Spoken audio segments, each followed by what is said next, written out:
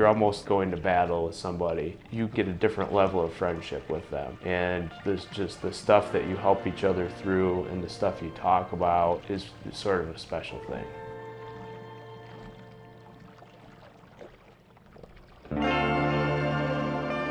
If you can get through life doing things that is a net good, I think that's worth something.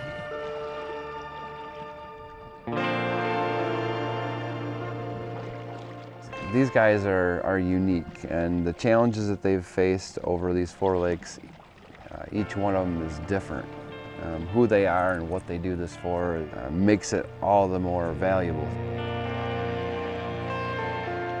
What a crazy adventure this one was. Just this whole thing. Like so many times in the middle of the lake, it's like, how did we get here? We're here again. It's like we're back.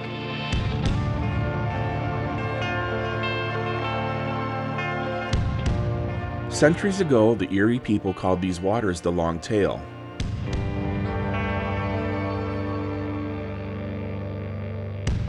It's a tribal name shortened from the Iroquoian word Irielhonan.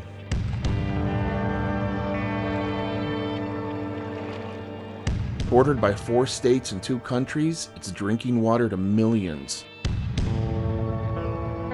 But it's also one of the most polluted Great Lakes.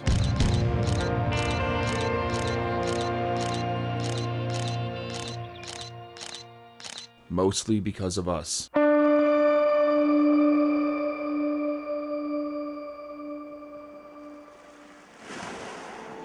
Think of it as a death by 1,000 cut scenario. Raw sewage and industrial waste caused the Cuyahoga River, that spills into Lake Erie, to actually catch fire in 1969. And though there's been huge strides in the raw sewage and industrial waste being dumped into Erie, the invasion of zebra mussels and agricultural runoff are still a huge problem. So the algal blooms tend to form every summer, and we've got sort of a perfect storm of events in Lake Erie. It's a shallow lake that warms up quite a bit. In addition, we're in a watershed that has lots of farming, and so when we get rains, the nutrients from those farms wash into the lakes. You take nutrients and warm water, and that's what algae love. And so they grow, but they grow way too much. And unfortunately, it's particular types of algae that grow that produce a toxin, a neurotoxin, that can be toxic to people. Meet some of the people of SIGLR, or the Cooperative Institute for Great Lakes Research. Think of them as the first line of defense in Lake Erie. SIGLR is a research institute that is hosted at the University of Michigan, but we partner with government agencies, non-governmental agencies, as well as universities and private businesses that span all 5 of the Great Lakes on both sides of the border. And our goal is to do research together that protects people, keeps them healthy, keeps them happy, and keeps us prosperous. What you're seeing is part of the battle on Erie. SIGLR is constantly monitoring the lake for these harmful algal blooms. It starts with satellites and airplanes flying over to capture images of the blooms. Then these buoys are put to work. What the buoys do is measure the nutrients, and they provide a ground truth so that those satellite and remote sensing measurements that cover the whole lake can be calibrated. Algae, turbidity, conductivity and temperature, dissolved oxygen. And some of the products from that are forecasts of where these harmful algal blooms will grow. And so those go to the water intake managers, they could go to public officials that indicate beach closures, that sort of thing, health departments, that kind of thing. A few years ago, the city of Toledo had to shut down their water processing plant because of a bad bloom. That's why they try to attack the problem with as much science as possible. Check out this AUV from the Monterey Bay Aquarium Research Institute out of California. It isn't tied down like a buoy. It can travel the lake at the depth they set, and then can stay underwater for up to 3 weeks. And it's able to take in water samples and also do processing on board. And so you get 60 water samples that you can take and process, and the vehicle is actually capable, in a rough sense, of determining the level of toxicity in the water, and it can radio home results. Even when the summer's over, the algae is still a huge problem. And importantly, when all that algae dies at the end of the summer, it sinks to the bottom, it sucks up all the oxygen, and that's when we get things like fish kills. So it's a real environmental problem, and we need to treat Lake Erie a little bit better.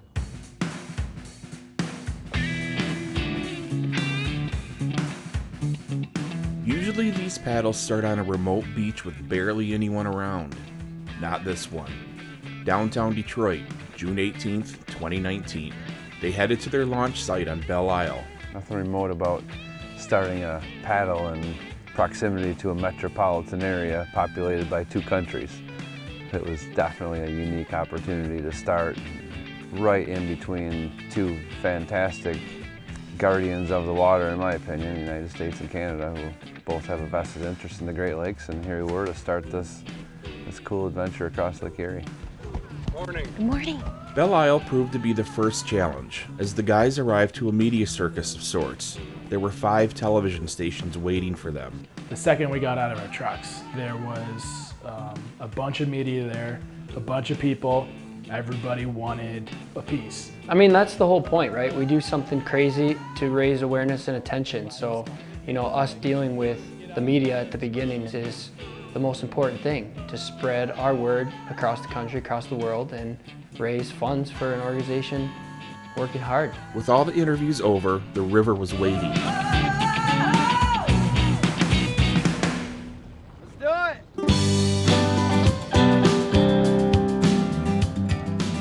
This route was unlike anything they've ever done. Detroit, Michigan to Catawba Island, Ohio. There'd be around 25 miles of the Detroit River, then around 40 miles of open water on Lake Erie. Woo, finally, guys. Down the river towards the Detroit skyline. Sporting some pretty special jerseys. The beginning of the paddle is my favorite because you feel good, you got all this excitement. The water's glassy, everyone's spirits are so high, and you're seeing the skyline coming. Never paddled there before. It's a pretty unique spot because you've got a city, that you grew up with on the one side, and then a whole other country on the other side, literally. And you're paddling right down the middle. All right, we just started. We got Iserman, Draper, my man. We got a drone. We got the Rensan. So far, shaping up for a great paddle. It was slow moving in the beginning due to all the distractions. The beautiful scenery, people from shore cheering them on, and just taking in the moment.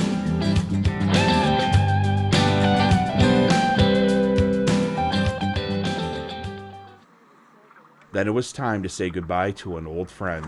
Ready? 3, 2, 1.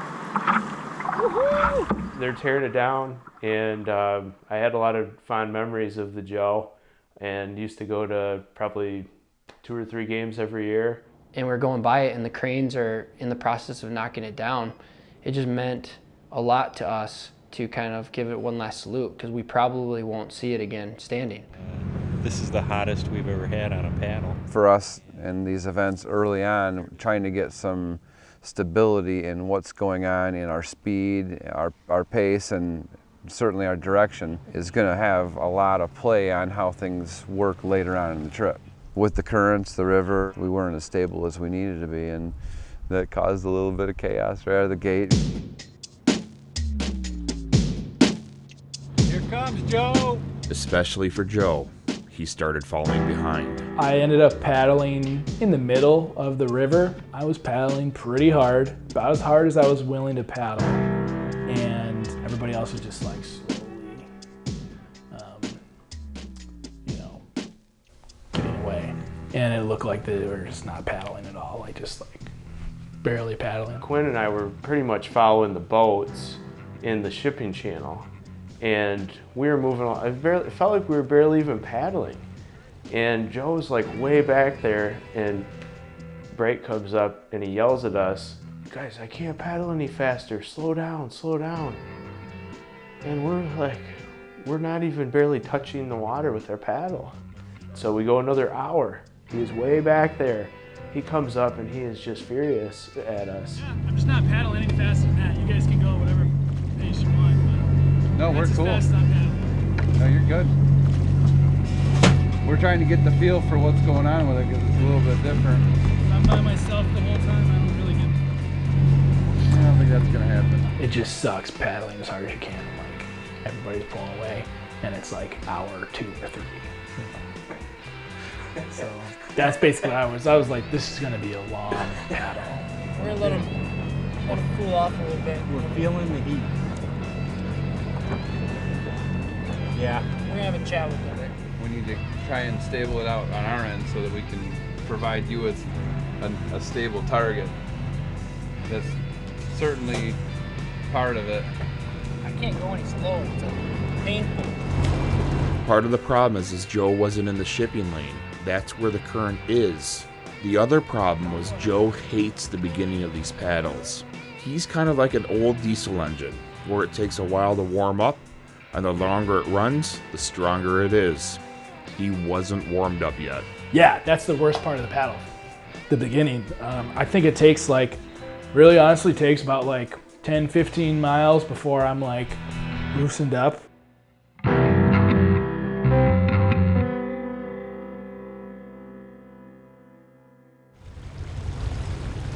Once he got in the current and got his head right, he was like, all right. And then all of a sudden he's in front of us, booking it, he's way in front of us. And he told me today, he regrets what he said and did, but that's all part of it. Into Lake Erie, Quinn, Jeff, and Joe go. And quickly, the word of the day was... Headwind. Headwind. Headwind. Headwind. Unplanned wind. Headwinds. Headwinds. Headwind. That's the motto of this paddle, seems like. Headwind, headwind, headwind. Mother Nature greeted the guys with one big, massive headwind. It's like the old Mother Nature sense of humor joke. Except for it's really not that funny. The bait and switch trick, Corey. So we tell you it's gonna be this way. We convinced Tom O'Hare that it's gonna be this way. We convinced Ryan Matuzak it's gonna be this way. Hell, we even convinced the paddleboarders it's gonna be that way. But Mother Nature says, surprise! Sunset is happening soon. We got about an hour. We're chilling. It was shaping up to be a beautiful night on Lake Erie. Right before sunset, Jeff had the chance to do something special for somebody he loves. His aunt passed away just prior to the paddle. This is for Aunt Mary Ellen. This is the rose I just dropped in the water to remember her life. We're about halfway between Michigan and Ohio. And here's her beloved Spartans. And here is her coffee cake recipe that is so good that my mom made a piece and sent with me.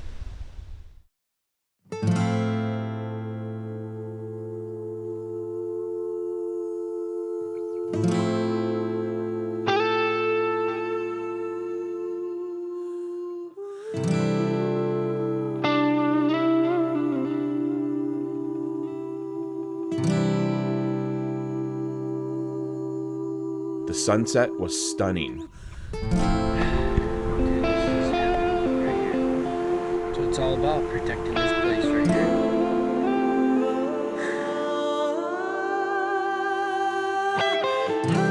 That sunset was pretty cool. Yeah, that was special. Yeah, that was probably a top 5 sunset I've ever seen. I'm gonna go out on a limb here and say that was probably the best sunset I've seen thus far on any paddle. Big old red orb laying the sky up, and like we called it in, a freighter going right behind us. It seemed like it was set up. There's so many parts of this paddle that were unbelievable. The skyline, the industry, the currents, the headwind, but then that sunset.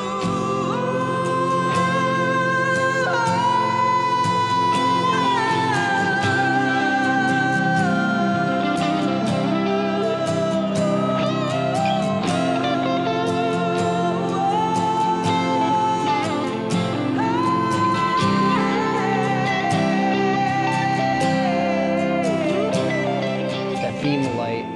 The freighter comes in, literally perfect timing behind us. No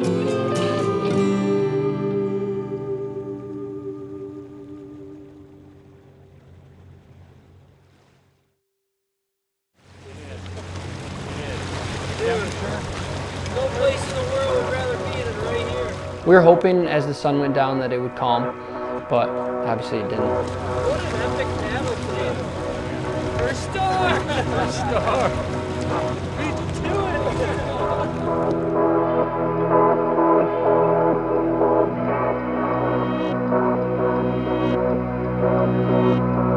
The night came fast and the headwind was like an irritating rash. It never stopped. and that became real apparent during one break. And we were going the slowest we've ever gone because of these headwinds. Usually we average 3 mile an hour, 4 mile an hour sometimes. We were going like 1.8, 1.3, which is like trickling along. It's taking forever. I remember like the second you stop paddling, your board literally turns around instantly and you're going the other way and you don't realize it because you don't have a lot of markers around you, but you're flying in the opposite direction. So you have to make up that ground after a break. And you know, our safety captain, Ryan, he was like, you guys realize that you're paddling 1.3 miles an hour and that wind is pushing you back 1.8 miles an hour the other way. So we didn't lose all the ground that we made up, but it was pushing us back faster than we could paddle into it. I kept having to stop myself and say, live in the moment. I know you're trying to get to the end and it's gonna be great when you get there, but I was like, look at where you are. You're in the middle of this lake. Nobody gets to do this.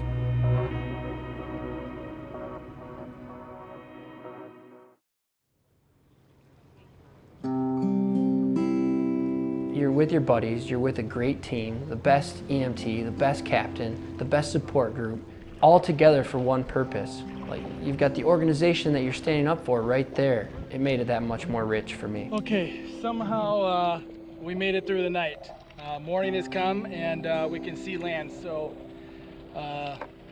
all good stuff. I think a couple of us are hitting some walls.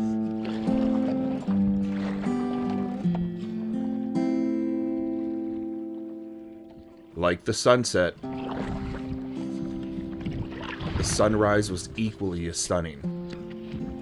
Morning.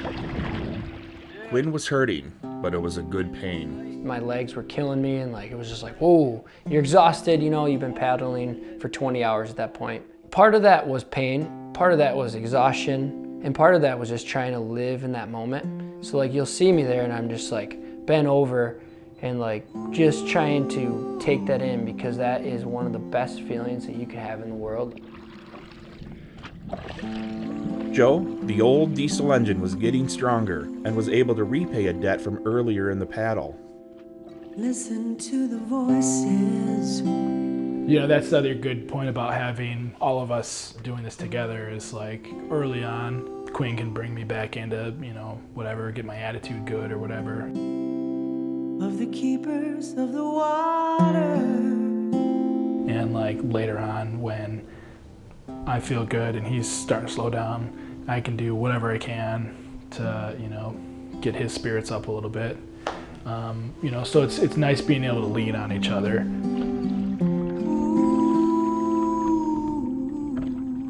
And Jeff is just Jeff, just grinding along.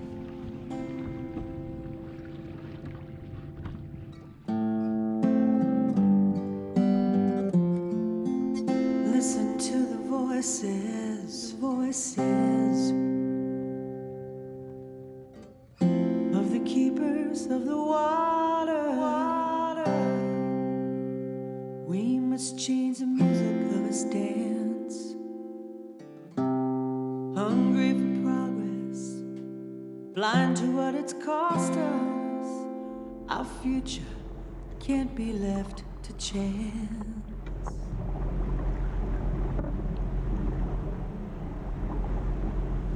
Ultimately, it really came down to Quinn having to dig deep. He was in the roughest shape I'd seen him on any of these events. The last part of that trip, he dug in deep.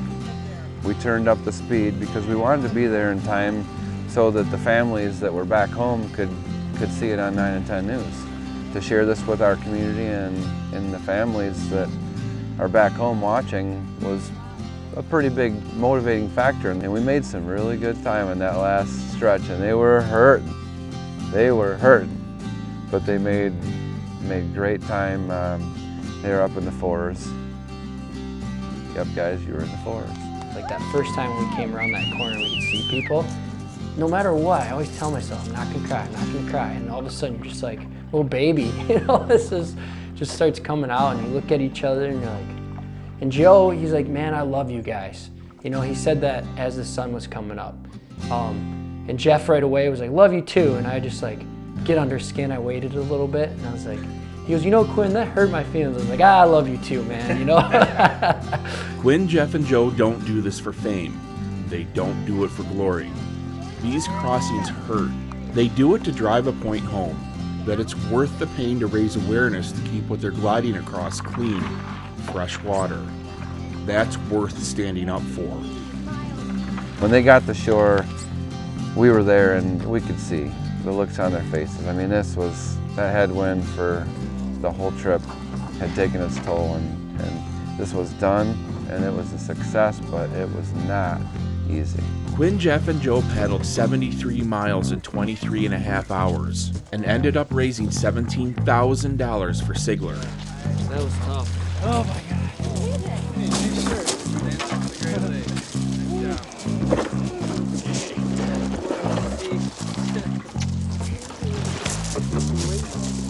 Let's go. Love you. Hi, brother.